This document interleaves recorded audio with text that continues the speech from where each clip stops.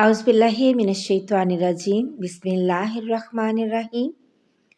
عمرو بن دینار نے بیان کیا کہ عمرو بن العاص نے انہیں خبر دی اور انہیں عبداللہ بن عمرو بن العاص رضی اللہ تعالیٰ عنہ نے خبر دی کہ رسول اللہ صلی اللہ علیہ وآلہ وسلم نے ان سے فرمایا کہ سب نمازوں میں اللہ تعالیٰ کے نزدیک پسندیدہ نماز داؤد علیہ السلام کی نماز ہے، اور روزوں میں بھی داؤد علیہ السلام ہی کا روزہ۔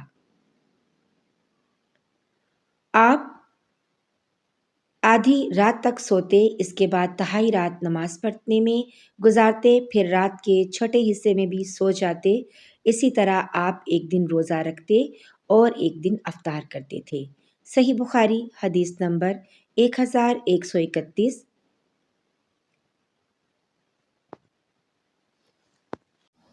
عثمان بن جبلہ نے شعبہ سے خبر دی، انہیں اشعث نے کہا کہ میں نے اپنے باپ سلیم بن اسود سے سنا اور میرے باپ نے مسروق سے سنا۔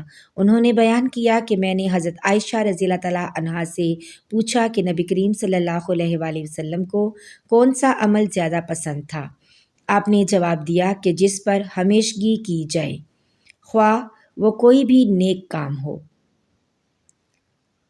میں نے دریافت کیا کہ آپ رات میں نماز کے لیے کب کھڑے ہوتے تھے؟ آپ نے فرمایا کہ جب مرغ کی آواز سنتے۔ ہم میں سے محمد بن سلام نے بیان کہا کہ ہمیں ابو الحوث سلام بن سلیم نے خبر دی، ان سے اشعث نے بیان کیا کہ مرغ کی آواز سنتے ہی آپ صلی اللہ علیہ وآلہ وسلم کھڑے ہو جاتے اور نماز پڑھتے۔ صحیح بخاری حدیث نمبر 1132۔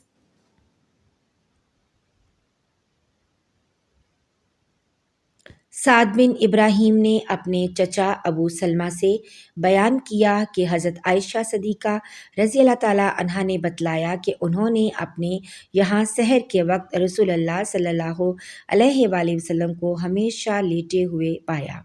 صحیح بخاری حدیث نمبر 1133۔ سعید بن ابی عروبہ نے بیان کیا، ان سے قتادہ نے، ان سے حضرت انس بن مالک رضی اللہ تعالیٰ عنہ نے کہ نبی کریم صلی اللہ علیہ وآلہ وسلم اور زید بن ثابت رضی اللہ تعالیٰ عنہ دونوں نے مل کر سحری کھائی۔ سحری سے فارغ ہو کر آپ نماز کے لیے کھڑے ہو گئے اور دونوں نے نماز پڑھی۔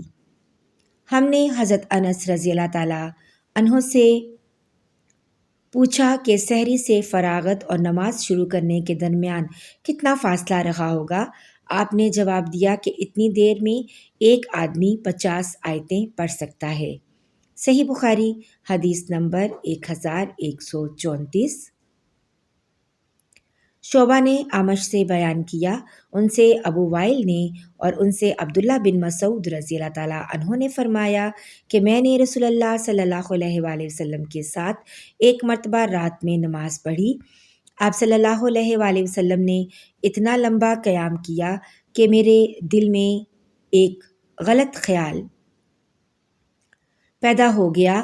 میں نے پوچھا کہ وہ غلط خیال کیا تھا، تو آپ نے بتایا کہ میں نے سوچا کہ بیٹھ جاؤں اور نبی کریم صلی اللہ علیہ وآلہ وسلم کا ساتھ چھوڑ دوں۔